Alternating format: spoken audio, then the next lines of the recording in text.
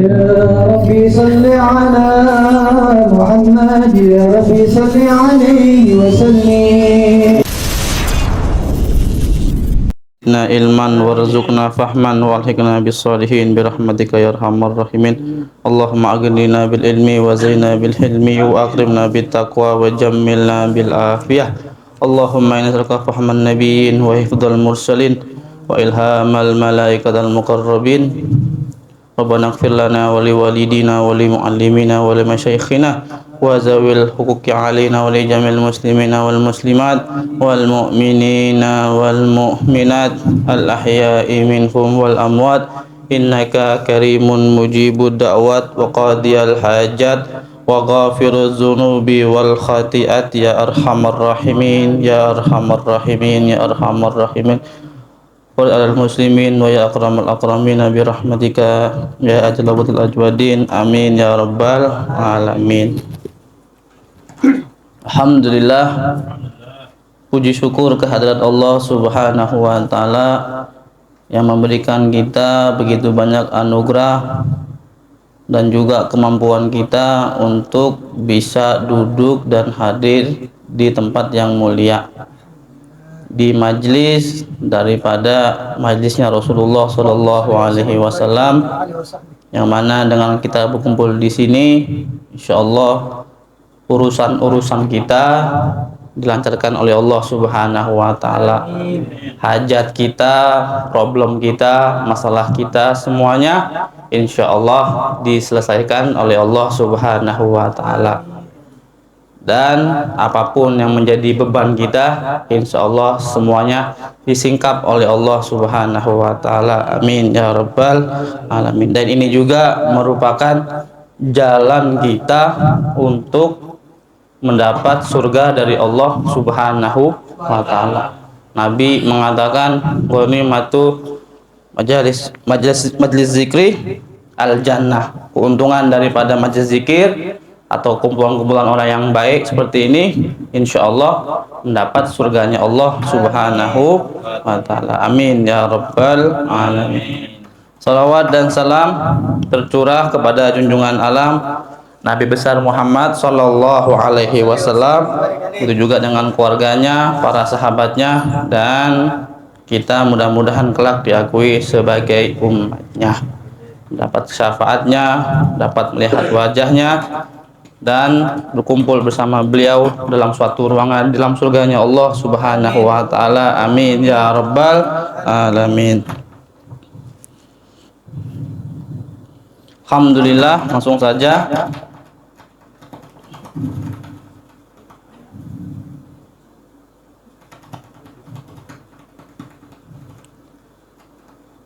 Bismillahirrahmanirrahim. Qala al-musannif nafa'anallahu bih wa bi ulumih fid dharaini amin.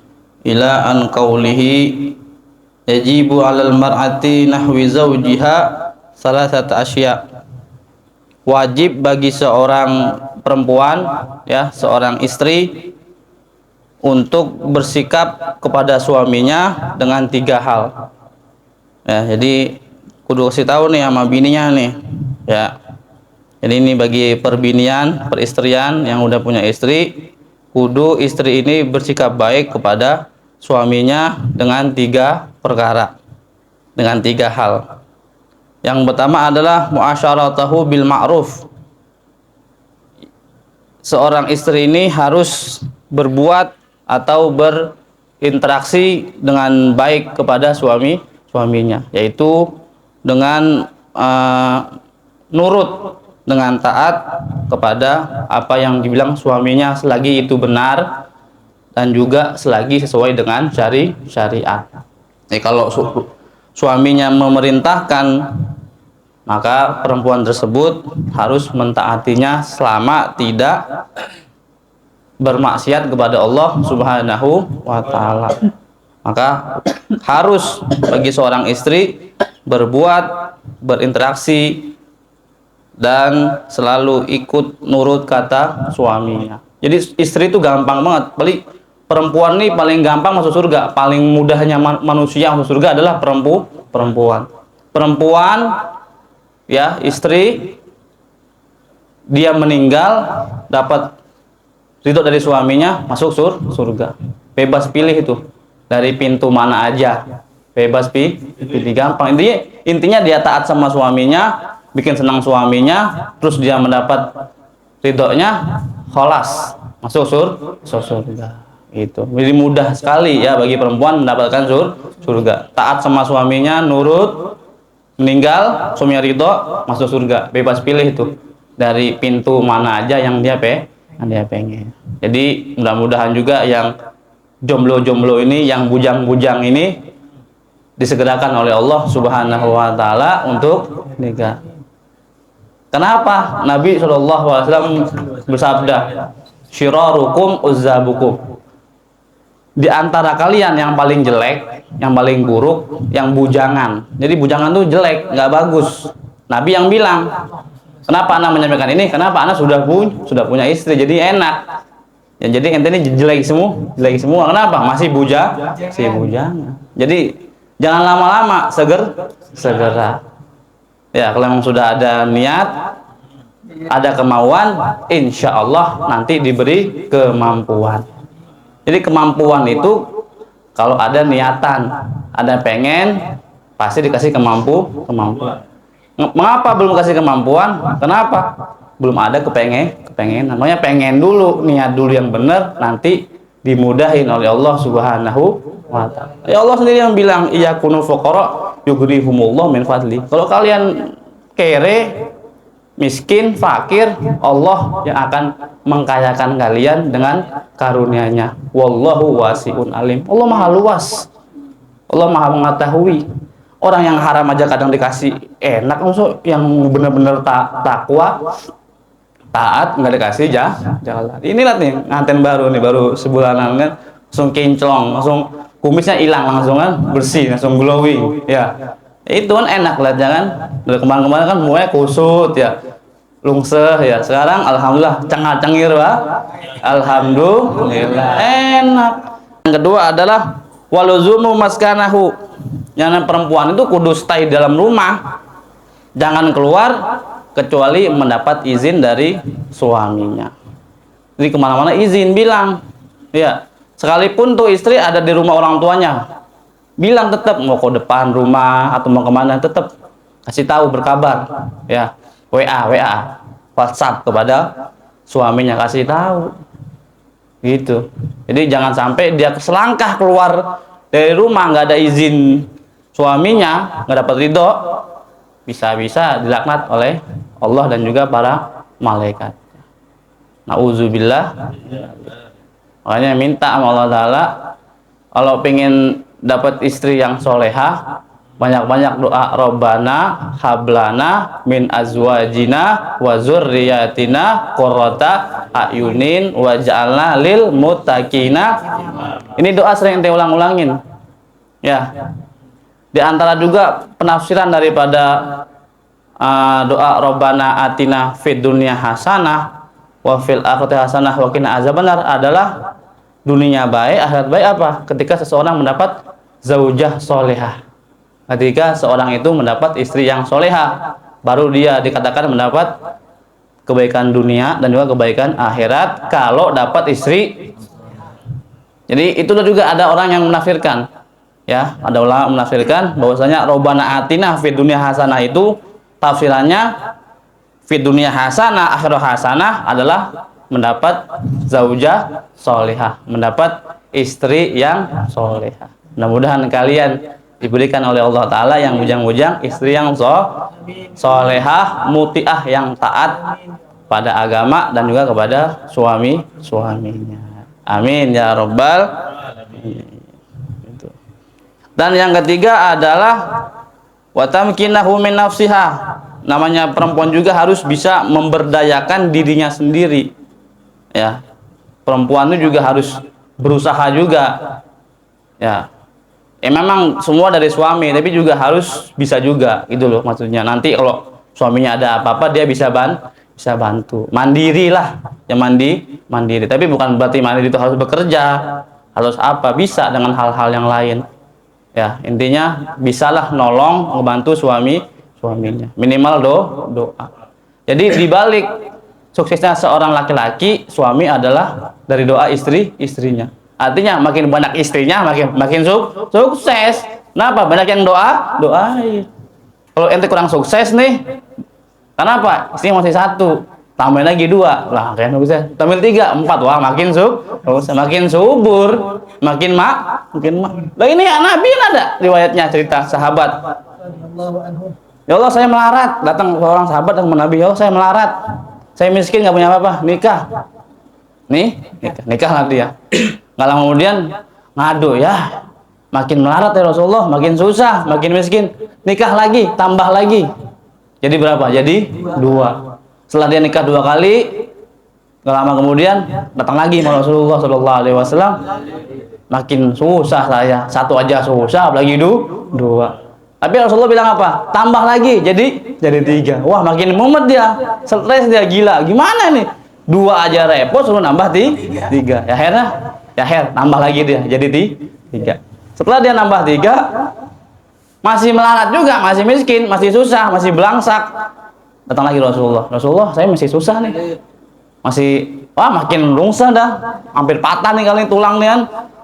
Akhirnya apa? Rasulullah bilang apa? Nikah lagi, 1 lagi. Lengkapin, sempurna, jadi 4. Nikah lagi dia 4. Yang 4 baru kaya. Kenapa? Dia dapat istri yang bisa jahit.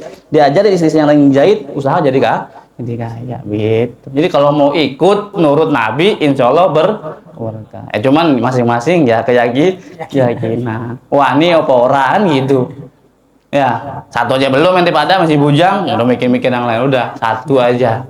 Ya, sampai ke surga. Begitu. Jadi inilah 3 hal yang mesti dilakukan istri kepada suaminya. Kemudian salasun munjiat, 3 hal yang mendatangkan keuntungan. Ya, kalau ente mau untung, kalau ente mau bahagia, ente mau beruntung, mau senang hidupnya, 3 hal ini. Jadi 3 hal ini adalah yang mendatangkan munjiat, keuntungan, kebahagiaan. Yang pertama adalah khasyatullah fi sirri wal alaniyah.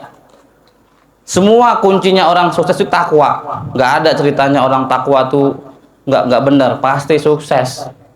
Ya, jadi tolak ukur sukses itu bukan cuman karena banyak duitnya, bukan. Tolak ukur suksesnya orang bukan banyak hartanya, bukan pangkatnya gede, tapi takwanya kepada Allah. Makanya yang pertama yang mendatangkan keuntungan, mendatangkan kebahagiaan adalah khasyatullah fi sirri wal alaniyah. Takwa, takut kepada Allah Subhanahu wa taala fi sirri wal alaniyah. Baik dalam keadaan sembunyi maupun alaniyah, walaupun keadaan terang-terangan. Jadi di depan sama saat sendirian sama, takut kepada Allah. Ini berat. Mungkin di hadapan orang kita bisa bertakwa. Malu kita untuk berbuat maksiat, tapi di saat sendiri itulah saat-saat yang berat, saat-saat yang susah untuk kita tidak bermaksiat kepada Allah Subhanahu wa taala. Ini repot. Ya, ini repot. Jadi nggak semuanya bisa begini nih. Tapi minta sama Allah taala kekuatan. Ya Allah, mazhib syahwati fi maksiatik wa tama'i fi ma la yurdik. Ini doa supaya kagak kecanduan maksiat yang diajarkan oleh Habibana Muhammad bin Ahmad Fat'ah. Ya rahimahullah rahmatal abrar wa askanahul jannata darul qarar. Amin ya rabbal. Ini beliau sering mengajarkan gitu biar nggak kecanduan. Allahumma zhib syahwati fi maksiatik wa tama'i fi ma la yurdik. Ini doa sering ente ulang-ulangin. Yang punya kekuatan tuh Allah. Ya, manusia kadang udah nahan-nahan gimana, tetap aja terjerumus, tetap aja jatuh. Makanya baca doa ini supaya diberi kekuatan oleh Allah Subhanahu wa taala agar tidak bermaksiat. Ya, Allahumma zhib syahwati fi maksiatik wa tama'i fi ma la yurdik. Minta, ya Allah, ilangin nih maksiat-maksiat saya nih. Ya. Jadi kalau yang haram-haram jangan dibuat lapar, dibuat kenyang aja udah kenyang. Jadi udahan aja, nggak mau lagi begitu. Jangan buat rasa lapar dalam maksiat, kenyangin. Nanti udahan. Kalau udah kenyang kan nggak mungkin mau makan lagi. Nah begitu. Udah kembung, orang bakal minum lah. Nah sama seperti itu. Minta dikenyangin, Udah nggak usah maksiat lagi sama Allah. Ini yang pertama yang mendatangkan keberuntungan. Takwa dalam keadaan baik secara sembunyi maupun secara terang-terangan. Dohir batin, takwa sama Allah Subhanahu wa taala. Kemudian yang kedua, al-adlu fi ridha wal ghadab. Sifat adil baik dalam keadaan ridha, lagi lempeng nih, lagi begini, lagi enak, maupun lagi marah. Kadang orang kalau marah suka ngambil keputusan sendiri, akhirnya bikin rugi diri sendiri. Jangan ngambil keputusan saat seneng, itu nggak bagus. Dan juga jangan ngambil keputusan bertindak dalam keadaan marah, karena semua itu hanya akan mendatangkan penyesalan dan juga kerugian. Jadi ngambil keputusan tuh lagi santai, ya lagi kepala dingin, lagi adem baru ngambil keputusan. Lagi seneng nggak bagus. Gue seneng, ya gue siap gini. Pokoknya nanti hasilnya nggak bagus. Atau lagi marah. Tapi kebanyakan orang ngambil itu kan lagi marah dia langsung ngambil keputusan. Jadi harus punya sifat adil, sifat yang bijaksana ketika mengambil masalah. Jadi dalam keadaan ridho atau dalam keadaan marah harus bisa bersikap adil. Ini juga yang mendatangkan keberuntungan. Dan yang terakhir, yang ketiga adalah apa? Wal iktisadu fil fakri wal gina. Sederhana, ya, baik dalam keadaan miskin, fakir, atau lagi diberi nikmat kaya. Sederhana. Ini sederhana itu bukan berarti miskin, bukan berarti susah. Kaya pun juga bisa sederhana. Walaupun punya, bisa beli ini, bisa itu, tapi bisa juga sederhana dengan cara nggak menghabul-habulkan harta. Dan juga hartanya itu lebih dikelola, lebih banyak diinfakkan, yang mendatangkan keuntungannya kelak di akhirat. Usah menunjukkan beli motor baru, ini baru, wah semuanya ini, biasa aja. Nanti kan ada orang datang minta butuh bantuan ente jahanu nggak mau ngeles kan. Orang kalau begitu udah dipinjemin duit ngeles. Tapi ente kalau mau tahu orang aslinya baik apa enggaknya, pinjemin, utangin duit. Tuh caranya begitu tuh. Ente mau ngetes orang nih baik apa enggak, ajak aja tuh ngutangnya, ya pinjam duit sama dia gitu loh. Tapi ente bayar, jangan geblek entenya. Ya, bilang tanggal segini ente nggak bayar, ente juga geblek begitu. Ini kalau pengen tahu orang bayar apa enggaknya, coba dah berurusan dalam urusan uang. Tuh, begitu caranya tuh untuk mengetes. Ya bolehlah sekali-kali seperti itu, teman. Lebih baik jangan dah. Karena lebih banyak jadi timbul musuhnya, timbul suudzonnya. Ya. Padahal orang yang ngutangin juga gede pahalanya. Orang utang sama ente 10.000. Dia bilang bakal bayar dalam waktu seminggu. Nah, ketika ente ngasih utang ke orang tersebut 10.000, jangka waktu seminggu, sama dengan halnya pahalanya ente selama seminggu ngasih uang itu 10.000, sodako ke dia 10.000. Tuh, setiap hari orang itu 10.000, sebanyak utang yang dia utang sama ente. Keutamaan ngasih utang. Kalau utang kan orang pasti butuh. Tapi kalau ngasih ini kan ya kadang orang ya butuh, kadang enggak. Tapi kalau ngasih utang ya orang pasti perlu, pasti membutuhkan. Makanya pahalanya setiap harinya sama seperti jumlah uang yang diberikan kepada orang yang berhutang. Gede. Kalau orang utang 2M sama ente, nggak bayar 10 tahun, berarti selama 10 tahun ente sedekah sama dia sebanyak 10 miliar setiap harinya. Kali aja berapa besar pahalanya. Lebih gede lagi ketika orang tuh nggak mampu buat bayarnya, dilunasin. Wah, ini lebih besar lagi. Memudahkan, meringankan urusan umat Nabi Muhammad SAW. Tentunya dapat mendatangkan kegembiraan dan juga kesenangan dari Rasulullah SAW. Kemudian ini tadi yang mendatangkan keuntungan, ya, munjiat. Yang sekarang yang berikutnya adalah salasun muhlikat. 3 hal yang mendatangkan kehancuran. Kalau ente pengen belangsak, pengen susah, pengen binasa nih, 3 sifat ini, ya, jangan sampai lakuin. Hindarkan 3 sifat ini. Apa yang pertama? Syuhun muta'un. pelit, medit, kikir. Ya, nauzubillah min suhun mutaun. Ya, jadi rasa pelit yang diikutin, yang ditututin pelit mulu, nggak mau ngeluarin, nggak mau berinfak. Tuh, kalau ini diikutin nih, rasain nih rasa pelit, binasa. Orang bakhil itu kan jauh dari Allah, ya al-bakhilu ba'idun minallah, ya kan? Jauh dari Allah, jauh dari surga, jauh dari orang, dekat aman neraka. Nah, kalau orang yang dermawan, asahi dekat sama Allah, orang dermawan dekat sama Allah, dekat sama surga, dekat sama semua orang, disenengin. Meninggal orang nangis, ya masa kehilangan. Kalau orang yang pelit medit, alhamdulillah, seneng, mampusin. Orang meninggal itu ada dua, ada mustarih, ada mustaroh. Mustarih dia istirahat dari penatnya dunia. Saatnya dia bertemu dengan Allah Subhanahu wa taala. Saatnya dia berjumpa dengan Rasulullah sallallahu alaihi wasallam. Dia istirahat. Tapi kalau mustaroh, orang istirahat, dianya brengsek, dianya belangsak hidupnya, nyusahin orang, ganggu orang, nggak ada manfaat sama orang. Ketika dia meninggal, orang alhamdulillah. Orang yang tadinya terganggu merasa tenang. Masa istirahat. Nah, ente jangan mau jadi jadinya ente yang istirahat, ente yang bahagia. Kepergian ente ditangisin sama orang. Bukan disyukurin, disumpahin, disenengin atas kematian ente, waliyazubillah min. Nah, di antaranya apa? Punya sifat pelit. Nggak boleh punya sifat pelit. Berbagi. Dan berbagi ini, dermawan ini ya dilatih, dipaksakan. Kalau nggak dibiasain nggak bakal bisa. Biasain. Berbagi tak pernah rugi. Pelit, hidup semakin sulit. Dermawan akan jadi hartawan, insya. Ini tuh prinsip begitu.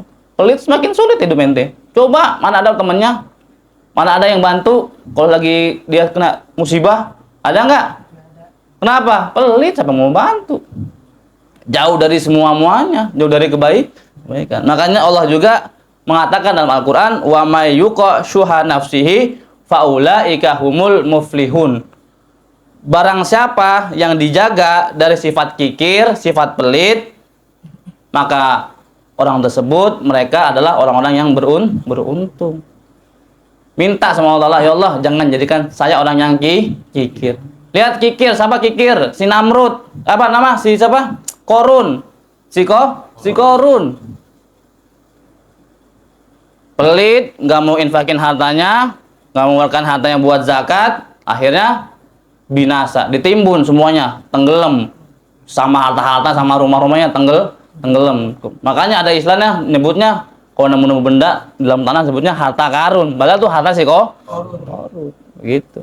Orang pelit itu, jangankan sama orang lain, sama dirinya sendiri dia pelit, nggak mau ngeluarin, maunya minta mulu, maunya nebeng mulu, ya waliyazubillah, gak enak hidup begitu. Orang mas gue malu, pelit lu sama gue, biar gue dimintain mulu, biar lu nggak pernah ngeluarin, padahal dia punya, dia bisa juga, tapi dia nggak mau ngeluarin, gak enak hidup begitu. Tapi memang itulah juga Allah Ta'ala juga menggambarkan sifat manusia, wa kanal insanu qatura. Memang sifatnya manusia itu kikir. Memang sifatnya manusia sangat kikir. Siapa yang bilang? Allah. Allah ini tahu. Kita ini produk ciptaan Allah. Jadi tahu, karakternya, sifatnya, bentuknya seperti apa, Allah tahu. Berarti sifat hasilnya kikir. Lihat bayi baru lahir begini, gimana? Tangannya ngapel. Itu nunjukin dia tuh kikir, dia tuh nggak mau diambil apa yang dia punya. Begitu mati tangannya begini. Apa artinya? Lu mati nggak bawa apa? Kain kafan udah ada kantongnya, menunjukkan apa? Tidak ada satupun barang di dunia ini yang bisa dibawa mati. Artinya keluarin. Ukhruj ma fil jeb, ya'tika ma fil ghaib. Keluarin apa yang ada dalam kantongmu, akan datang suatu yang gaib, artinya suatu yang rizki min haitsula ya. Tapi lagi-lagi tergantung keyakinan kita kepada Allah. Bahwasanya setiap kebaikan, pemberian yang kita berikan kepada orang lain kelak akan diganti oleh Allah Subhanahu wa taala. kebahagiaan, kesenangan yang kita hadirkan kepada orang kelak akan menolong. Jadi nanti ada di dalam kubur itu, ya.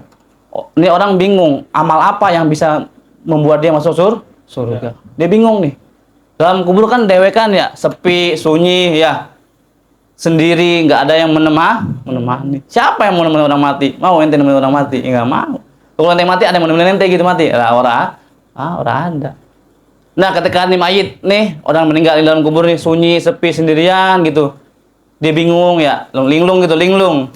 Datang suatu cahaya yang nyamperin dia. Tenang. Ya, jangan khawatir, jangan takut. Dihibur nih.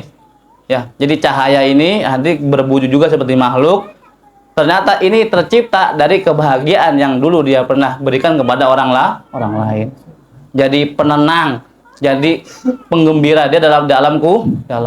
Makanya kalau pengen terang alam kuburnya, ente-ente pada kita orang nih semuanya senengin orang lain.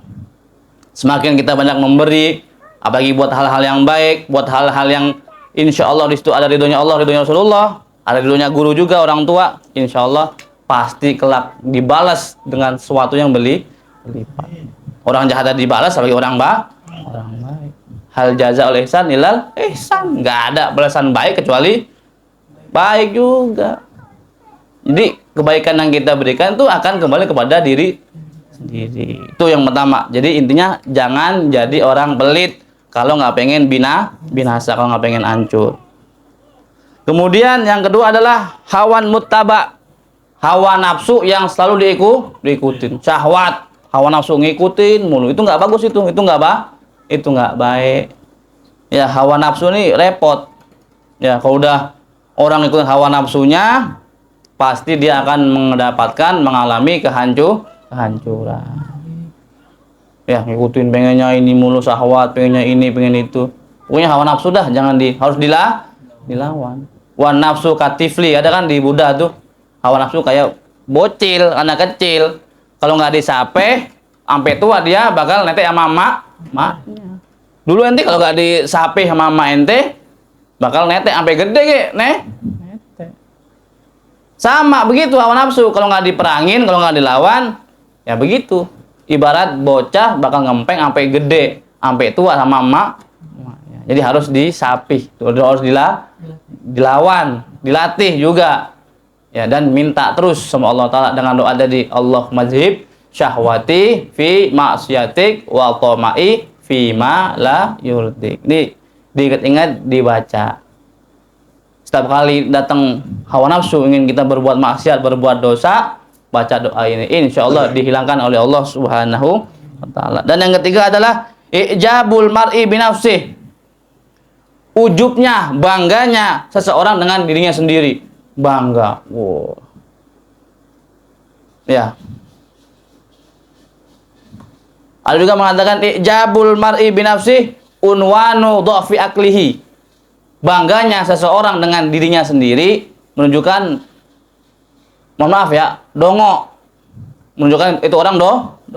Kenapa? Bangga diri itu dongo. Bangga, gua nih anak RT nih. Umpamanya kan, gua nih anak mantan RT. Woi, deh, umpamanya kan. Siapa yang kenal sama bapak gua, kan? Semua kenal. Kalau orang bangga diri, orang ini sombong, berarti tandanya dia dongo. Akalnya lemah. Kalau akal lemah berarti PA, pendek akal. Jadi PA itu singkatan, pendek akal. Akal lawar punya, udah nyampe, dongo. Itu kenapa? Bangga diri. Sombong, nggak boleh. Allah sendiri bilang, wala tamsi fil ardi maroha, jangan kau berjalan di atas muka bumi ini dengan nih congkak, sombong. Senang Allah mau orang sombong. Makanya Sayyidina Ali radhiyallahu anhu mengatakan, ajib tulil mutakabbirin. Saya heran orang sombong. Awalhu nutfah wa akhiruhu jifah. Awalnya dari air mani, ya dari sperma, akhirnya jadi bangke. Apa sombongin? Nah sih manusia kalau mati kudu dikuburin cepet-cepet. Bau bangke. Udah nggak ada perlu lagi. Udah nggak ada yang butuh lagi. Udah segerain kuburin. Jangan lama-lama keburu kecium bau. Itu.